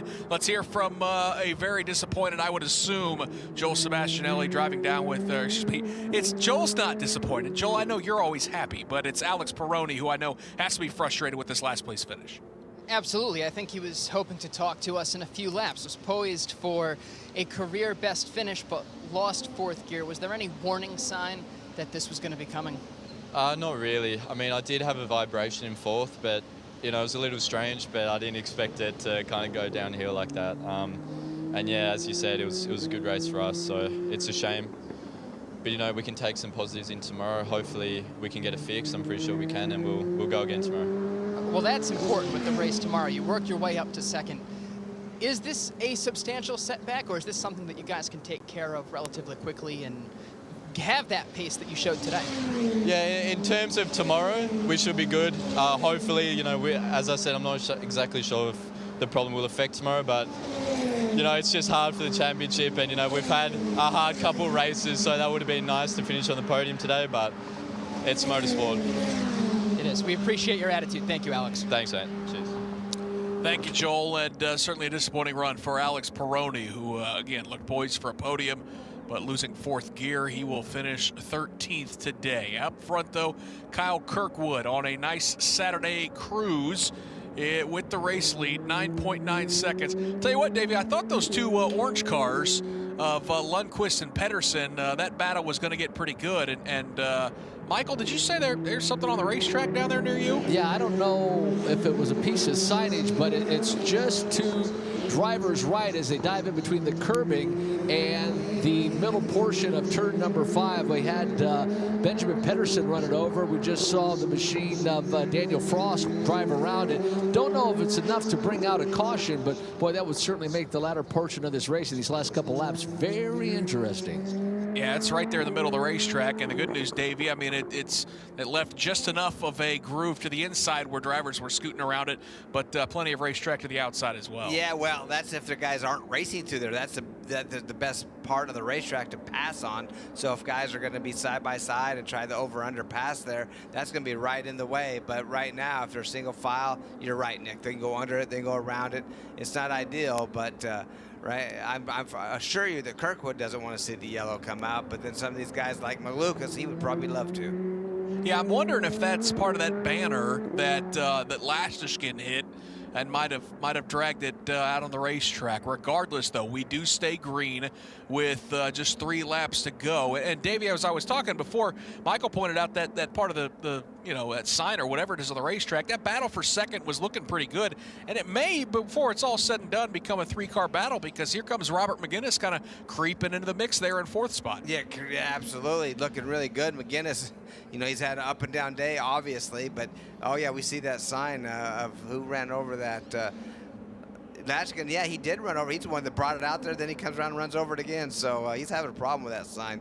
Obviously dislikes it for some reason. But Michael, let's take a peek at that battle for second, though, as it heads towards you. It's a 3-car battle. Yeah, and Linus Lundqvist gets on the brakes extremely late, allows his teammate Benjamin Pedersen to close up. And Robert McGinnis, all of a sudden, has gotten extremely racy. I think Benjamin Pedersen was a nice cushion for his teammate Linus Lundqvist. But before long, I think Robert McGinnis, I know we only have a couple of laps left, but Jake, I think he might have a battle for third shaping up here. He may not even know which one it is that he's dialing in on, because they look so identical. Lundqvist and then Pedersen. Again, they work their way now in through turn number 8. Those 3 are perfectly evenly spaced right now. Just as I say that, Pedersen got himself a little bit of room over McGinnis, so McGinnis might be losing sight of those 2 as they work their way now into turn number 11.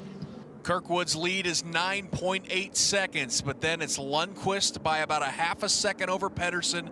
Pedersen by about a full second over a charging Robert McGinnis, who could really, really use a good finish in the worst way. I mean, Davey, Robert McGinnis had like a boat anchor out the back of that car at Detroit. Nice to see that young driver has shown some pace here at Road America. Yeah, really good run. That from second, third, fourth, you're right. That's the best race on the track, and I think something could happen. Need some push to passes left for these guys.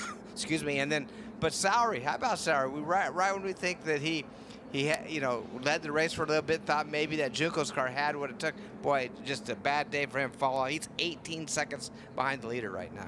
Yeah, he's fallen and kind of settled into that 5th spot. He's only got about a second lead in on Antonio Saravalli, and David Malukas is catching them both. Up front, though, it is Kyle Kirkwood, and the battle for second between those 2 Global Racing Group drivers, Linus Lundqvist, our points leader, and Benjamin Pedersen, who runs in 3rd. And I'll tell you what, Pedersen's got a nice charge out of turn number 3. Michael Pedersen's going to look to the inside. Now he pops to the outside. Benjamin Pedersen will complete the pass on his teammate. Now let's not call that over yet. They go side by side through turn number 5, and now Benjamin Pedersen will complete the pass over his teammate Linus Lundqvist. And Jake Query, that will allow Robert McGinnis to close in on the rear wing of Linus Lundqvist. So no team orders at Global Racing. We will move the machine of Benjamin Pedersen to P2. And of course, Lundqvist knows that Kirkwood is all the way through the carousel. He's thinking points at this point and wants to make sure he secures that podium. But right now, he's got Robert McGinnis charging, as Nick had mentioned. McGinnis's car looks very good through the carousel between turns 9 and 10, trying to close in on Linus Lundqvist. Lundqvist does not, however, have any bobble, so McGinnis is going to have to wait another lap. Davey, you've been a car owner at various levels of motorsports. Never a lot of fun to watch your 2 drivers in those identical cars go side by side in the closing laps of a race. It's always fun when they're running like they are, second and third, but it's always nerve-wracking as well, knowing that they could get into each other, as we've seen happen many times before. But you're right, you're happy because you're second and third as a car owner regardless. You just don't want to get that messed up. Up front, though, Kyle Kirkwood comes to the top of the hill. He will see the flagman wave the white flag. Kirkwood looking for his 3rd straight win. and his 4th of the season. As they run right now, he looks poised to take over the points lead. He's got a 10-second lead over Benjamin Pedersen. Then it's Linus Lundqvist, and Robert McGinnis is really charging, looking for that 3rd position. But up front, it's Kyle Kirkwood. He makes the bend, the right-hander of turn number 3, and back down that straightaway that leads all the way down to the bottom of the hill. Michael Young. Here comes Kyle Kirkwood for the final time. Kyle Kirkwood swept the weekend at Belle Isle, looking for his 4th win of this 2021 campaign. Already has the broom out of the closet, getting ready to attempt to sweep this weekend here at Road America. But further back, here's the battle for 3rd. It's Linus Lundqvist, and we will see Robert McGinnis pop to the inside of Lundqvist. Lundqvist locks him up. He'll try the over-under and try to get back around McGinnis. Now he'll pop to the outside. Robert McGinnis will hold that 3rd position as they make their way through turn number 6 and now through turn number 7. Move Robert McGinnis to that 3rd position, but Linus Lundqvist not going to give the position up yet. They're coming to you, Jake Query. As they work their way now into turn number 8, what's interesting is McGinnis got held up just a little bit by Pedersen. That allowed Lundqvist to now try to make a move and get back that last podium spot. But the leader is Kyle Kirkwood. All of this happening behind him. It has not settled itself out. 2nd, 3rd, and 4th through the carousel. But Kyle Kirkwood has worked his way now into turn number 12. Robert McGinnis running in 3rd gets a strong charge through the kink, and it looks like he will open up about an 8-car length advantage over Linus Lundqvist for that 3rd spot. Up front, though, Kyle Kirkwood has that car planted right in the middle of the racetrack. He'll stay off the red and yellow curving to the inside. He'll use it to the outside of turn number 14, and he will crest the hill. After sweeping the weekend in Detroit, Kyle Kirkwood wins his 3rd straight race and his 4th of the season, and with the victory here at Road America, he will take over the Indy Lights points lead. Kyle Kirkwood, your big winner today here on this Saturday. He wins round number 9 of the Indy Lights Championship presented by Cooper Tires as he charges from the 4th starting position to win today. Benjamin Pedersen is going to come home in the 2nd spot. Robert McGinnis will finish 3rd. That's the first podium of the year for McGinnis. Linus Lundqvist is going to have to settle for 4th.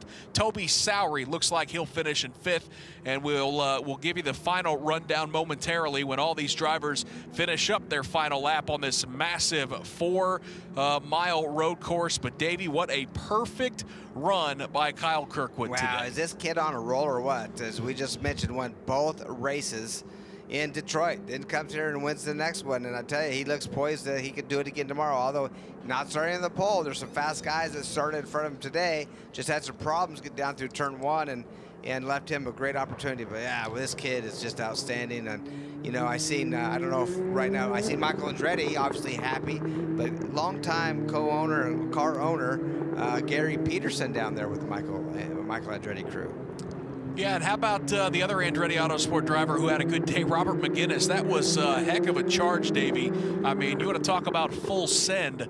He sent it down there in turn 5 on the final lap trying to get around Lundqvist. I really questioned if he was going to make the corner because he drove it in so deep, but no smoke came off his tires. Did a great turn in, had to keep it low, but defended himself up through turn 5. Good path. Hungary puts him on the podium, puts Lundqvist out of, now Lundqvist in that points championship falls to 8 points back when earlier on he had a 10-point lead, by the way, but just falling from 1st back to where he's finished in 4th, and now he's 8 points back.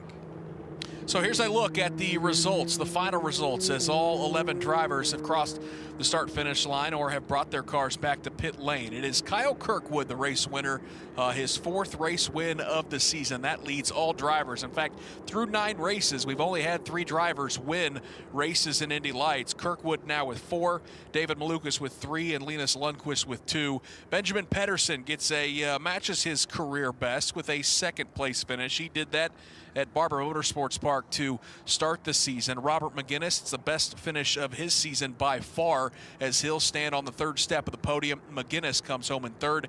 Linus Lundqvist, as Davey talked about, lost some points and a couple spots in the closing laps. Lundqvist, the Swedish driver, will come home in 4th. Toby Sowery finishes 5th today. Antonio Saravalli, a career best 6th place today for that single car entry, one of the rookies in the field. David Malukas charges after that opening lap in incident from the back of the field, he'll get to 7th. Right now, 14 points behind Kyle Kirkwood in the championship. Stingray Robb comes home in the 8th spot. Christian Bogle finishes 9th. Devlin DeFrancesco with a damaged race car. He comes home in the 10th spot. Daniel Frost, our pole sitter, disastrous opening lap for him. He'll finish 11th, 1 lap down. And then 2 drivers out of the race. Nikita Lashishkin, who did a little lawnscaping there at the end of the race, he finishes 12th, and Alex Peroni looked poised for a podium. Some engine problems relegate him to a 13th place finish. And we see, Davey, a victorious Kyle Kirkwood there in victory lane here at Road America. It's a long way to get all the way back here, but I know he's going to be a happy, happy boy. Yeah, he's familiar with that. Well, talk about confidence, right? As a racing driver, when you win a race, you get confidence, and you win a second one. Then you went, the 2 in a row at Detroit. Now this kid has confidence not only himself but this team, and he knows that he's kind of the guy to beat right now. All right, David, we'll let you get out of here before we hear from some of these drivers. Again, NTT IndyCar Series Racing, we're going to get after it tomorrow. And a pair of talented Americans, Colton Herta, Joseph Newgarden, they're no stranger to the Indy Lights Series. Can't wait to watch those guys go racing tomorrow. Sounds good. Thanks, guys. See you in the IndyCar race. All right, so Kyle Kirkwood going to pop out of that race car for Andretti Autosport and celebrate his 4th win of the season, and again takes over the points lead. These drivers will go racing in the Indy Lights Series again tomorrow with race number 2 at 9:40 Eastern Time, 8:40 Central Time. Let's hear from some of those competitors. A career best matching 2nd place finish for Benjamin Pedersen. He's standing by with Rob Howden. Benjamin, that was a race we wanted to see out of you, right? You were waiting for that one. What a tremendous run. Good battle with your teammate Linus Lundqvist as well. 2nd place. Give me your thoughts right now. Oh my God, I'm still shaking kind of. It didn't really hit me until we crossed checkered flag. The car was just absolutely amazing. Managed the gaps, the push to pass, everything really well. I just can't thank the team enough for a fantastic car. I'm still a bit speechless, but definitely gonna let it sink in. Let's talk about that pass on Linus Lundqvist. He's obviously been strong. He and David Malukas, you're the top driver from HMD Motorsports with Global Racing Group in this event. That pass on him in turn number 5, it had to be perfect, right? It's your teammate. Yeah, I mean, a lot of respect for Linus too. He could have easily just punted me off, but hats off to him for keeping it clean. I really appreciate it. It was a little tricky because there was debris down at the apex, so oh my God, yeah, it's just trying to absorb it. Just take a bit of pressure off? Does it give you a bit of confidence moving forward? Obviously, you're looking for that first big result. I've just been working so hard the whole year, and we started strong with a podium at Barber, and we just kept working hard. We didn't have like the best results, but just kept working super hard, and it just feels really relieving now. And we're just gonna keep working hard, see where it takes us. Congratulations. Thanks. Benjamin Pedersen, guys, P2. Benjamin Pedersen comes home with a 2nd place finish. Let's go to Joel Sebastianelli in victory lane. Kyle Kirkwood getting hugs and handshakes all around. Number 25, the winningest driver on the road to Indy, passing Spencer Pigot. Congratulations. What does that record mean to you? Oh my gosh, yeah, having 25 wins now is absolutely incredible. I got to give it off to the guys back at Andretti. I mean, we've just been on rails for the past 3 races, and fortunately we didn't get caught out in that start right now, or in that race, but hopefully we keep this trend. We got 3 wins now in a row, and the most wins out of all the the Indy Lights drivers, and hopefully we keep this trend. Well, I think sometimes in sports we throw the word momentum around so much it's almost meaningless, but do you feel like you have momentum, like it's a real thing for this team? It's kind of how all my Road to Indy races have gone. I start off a little bit slow, and then as we get some wins, we get some momentum, and from the past, we've been pretty untouchable. So hopefully that stays the same as it's been in the past years. 25 is a big number this week, and I have another one for you at this track. 5 for 5. You've never lost here at Road America. First place in every race. What is it about you in this track? I'm not sure, to be honest. We typically don't do that well in qualifying, but here, during the races, everything tends to work out. I end up in the right position at the right time, and it always works out in the end. It's not about where you start, it's about where you finish. Finishing first again today, Kyle Kirkwood for the 25th time on the road to Indy. Congratulations. All right, let's hear from his teammate, Robert McGinnis, with a third-place finish, Rob Howden. Yeah, Nick, off air here, Robert McGinnis said it's about time, man. You wanted a good result, and you got one. The car was obviously fantastic, but you were a bull at the end there trying to come forward, able to get to the podium. Give me your thoughts on P3. That's awesome. I mean, I didn't really know where I was at, to be honest. I was just passing cars left and right, and Andretti Autosport gave me a great car. I mean, I can't thank them enough for this, and it's just so awesome. I feel like we're finding our stride again, and it's great to rebound after Detroit, which was so rough. So I feel great, and I'm excited to start even further up tomorrow. Maybe we can actually get a second or a first. That's exactly what you're looking for. We talked a bit about the start of the show about tire degradation. It seems like you guys, your car especially, was able to get almost better near the end of the race. Is that kind of how you felt? Yeah, definitely. I mean, I think our cars are awesome, and they save tires well, but we saved new sets for both races, and I think that's game-changing here. So I'm excited for tomorrow. Personally and mentally, what's this do for you, getting back on the podium? You've won before the Road to Indy in Indy Lights. What does it mean to get this third today? It's awesome. I mean, I just want to build on this. Let's get some momentum back. Let's keep going. Let's get some wins. Let's, finish off this year strong. It's been rough to start with, but I know we can just go and win a hell of a lot of races and have a great time doing it. Nicely done. Thanks, Rob. Robert McGinnis, Nick, P3 here today, and he said he's back. Andretti's back. This kid looking really good here at Road America. Yep, a great drive by Robert McGinnis. Your podium again today. Kyle Kirkwood, Benjamin Pedersen, Robert McGinnis with the win. Kirkwood takes the points lead by 8 points over Linus Lundqvist and 14 over David Malukas. Well, we're not quite done on this busy Saturday here on IndyCar Radio. About a half hour from now, Mark Janes and Davey Hamilton will be back with you for the final IndyCar practice session from 5:30 to 6 o'clock Eastern Time, 4:30, 5 o'clock Central Time if you're listening there at Road America. For the entire crew, a big thank you from me to you. My name's Nick Yeoman. Thanks for tuning in. This has been the Indy Lights Series presented by Cooper Tires on the IndyCar Radio Network. National Park of Speed, Road America. Beautiful Cliff Tufty weather today. Still sunny skies. We've got another IndyCar final practice yet this afternoon coming up at 4:30.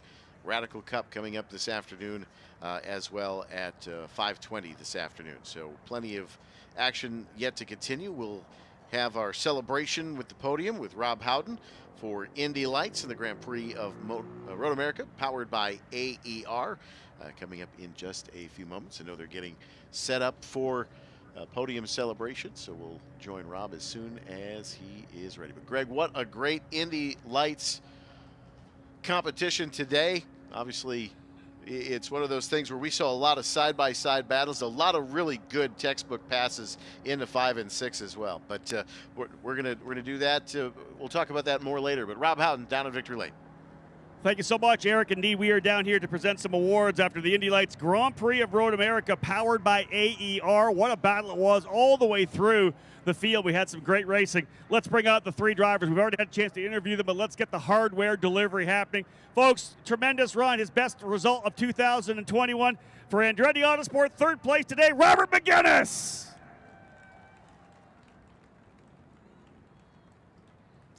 Finishing in second spot, his best result of the year as well for HMD Motorsports with Global Racing Group. P2, Benjamin Pedersen.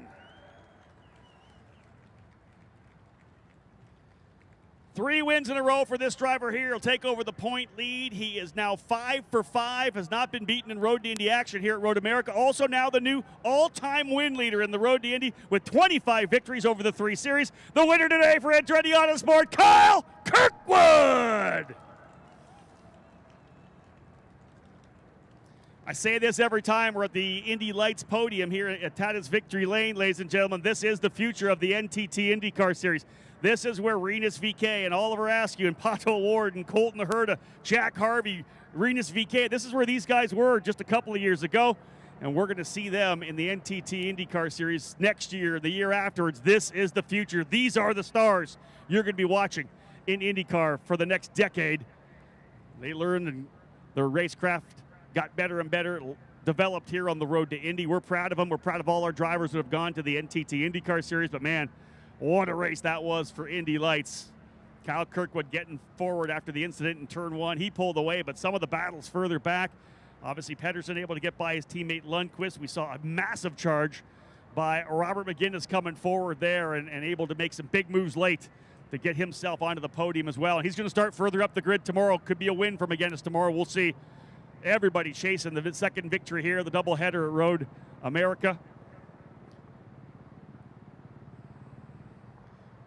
Got some of our guests from the Kids on Track program here with us this weekend as well. Get a chance to come out to the racetrack, get a feel for what it's like being at a big-time motor racing event, and they're having a great time. Talked to a few of those back at our hospitality area. They're having a ton of fun. 3 races in the book for the Road to Indy here today, and we have 3 more tomorrow. We get things underway with USF 2000 tomorrow morning. Champagne already going.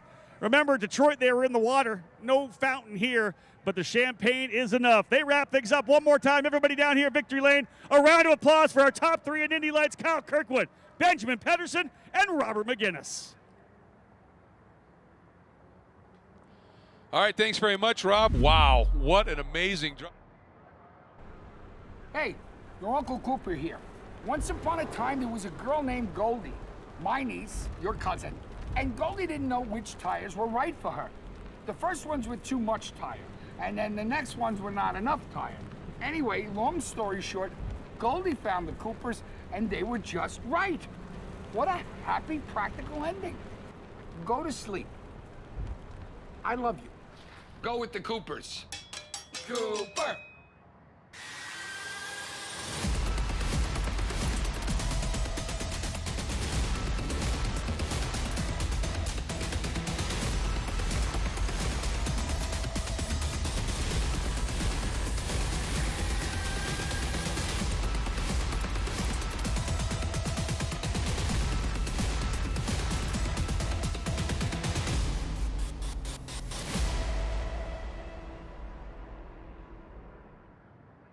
Karting and motorsport enthusiasts, Lucas Oil School of Racing is America's #1 Formula Car race school. Enjoy modern paddle shifters, pit speed limiter, and onboard video along with integrated data systems. Get started today with our 2-day basic or advanced course. Lucas Oil School of Racing is the official school of the Road to Indy. We can also qualify you for your SCCA license. Get started today by visiting us at www.lucasraceschool.com.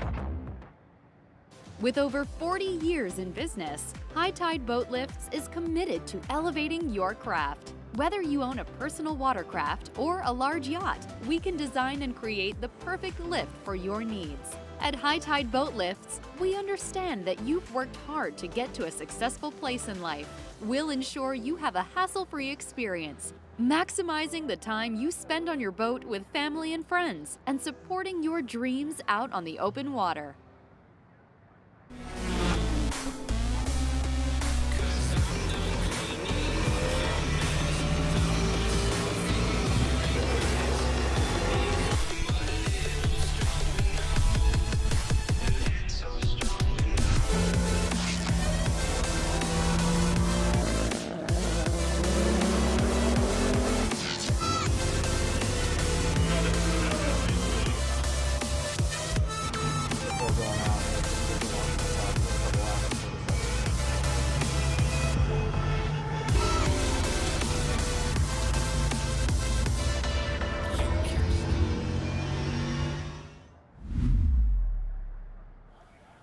Welcome back, race fans, to the post show on Road to Indy TV Live. I'm your host, Parker Thompson, here with Race 1 winner, Kyle Kirkwood. Kyle, was that just as easy as it looked? I mean, it felt pretty easy. Yeah, after the first, what was it, 8 laps or so? I mean, it was hairy at the start. I mean, it started off really scary, if you will, with everyone touching and banging. I actually got hit by my teammate on the start. I thought maybe we had front wing damage, but we didn't, fortunately. And then I just had to be calculated on how I made my passes done. Got my passes done. Got by Stingray. I'm not sure who did Peroni get by me. No, I don't think so. No, Peroni. Sorry, it's just such a mess at the start. And then Linus. I was just trying to sit behind him, figure out what they were doing, how they were, or where they were fast, maybe where we were faster than them. And Peroni was just attacking. So I was like, you know what, we got to go. So I pushed a pass on the front straight, pushed a pass on the back straight, then got by him and was able to defend going into turn 5. And then from there, I think we just kind of checked out. As soon as we broke the draft or the 1.5 second I think we're pretty much gone. Our cars are exceptional here. Yeah, last time I checked, you were leading by over 10 seconds, and that's when I kind of tuned out because I'm like, okay, well, he's got the win. But something cool to note, Kyle and I had a conversation yesterday. I brought it up in the pre-race show. He literally told me, and I'm going to come to you all the time now because he's like, no, here's the deal. I only did one set of tires. Peroni only did one set of tires. You pretty well called your shot on 1, 2, 3 for most of the race as to who was going to be good for tires in race 1 and who wasn't. And that played out. So is tire deg that big of a deal, obviously? Well, it wasn't. So it didn't play into that big of a deal for that race because tomorrow we're going to have new set tires. So Peroni and myself and McGinnis are all going to have new tires for tomorrow's race, not for today's race. Everyone had new tires today. So it's not going to be that big of a deal in this race, but tire deg is huge. I mean, we were running 56s, and then next thing you know, we're running high 57s, low 58s, even into the 59s, which was fast for us. And we were the fastest car out there, so we were actually pulling away and running 3 seconds off of what actually no, it was close to 4 to 5 seconds off what we were doing in qualifying. Wow. Earlier this morning. It is pretty unbelievable. So, for those at home, I mean, usually deg at a track, am I outspeaking when I say a second? Yeah, if that. Usually in Indy Lights racing, it's negative deg, if you will. So you're constantly getting faster as the fuel burns off because we have over 100 pounds of fuel in the car when we start. And then as you burn that off, obviously the car is 100 pounds lighter, therefore you're going to go faster. Here's just not the case. We've got a lower profile tire, which tends to fall off a lot. The Cooper tire is still a very good tire, but when you do this low car or smaller carcass tire, they tend to have more deg. So one thing he's touching on for select races on the Road to Indy, high deg tracks, they get a new tire. So that's what he's talking about. It's a different tire that they have here for Road America, which is promoting that type of deg, which you don't normally see on the calendar. Kyle, I know you're a busy man. I know you've got a lot of other media stuff to get to, so I will let you go. But I do want to end. This is, you've probably heard it a couple times. You know this. 25th win on the Road to Indy, which is now not tied. It is outright the lead for the most. I'll let you speak on that. That's pretty incredible. Yeah, it's really cool. I mean, we've done it in only 2.5. It's almost 2.5 championship years at this time because we're 9 races in. So there's still more races to even extend that potentially, but we've had some good seasons over the past couple of years. 2018, 2019, the hiatus. Obviously, we didn't do any racing, but now with 4 wins this year, it's pretty incredible. I mean, I give it all to the teams, to be honest, because Capes have been always super strong in USF racing. RP, we got the car in such a good window after a few races. Even at Indy GP, we should have won a couple races there, so we should actually have more. But we've done exceptional, and now that we've got some momentum in the Indy Light stuff, I think we're going to have some more. Well, and I'm proud to have prevented a few of those because if it wasn't for that is very true. St. Pete, we had a good car, and I just couldn't get by you. There's no way. So, but it is cool. And you know what? It takes more than just a driver. But the work you've done in the offseason to put yourself in the right spots is pretty incredible, too. Yep. I know it's not just you. It's a team. But you've, I think you can go to bed tonight resting easy. That it's pretty cool. You've taken the all-time lead.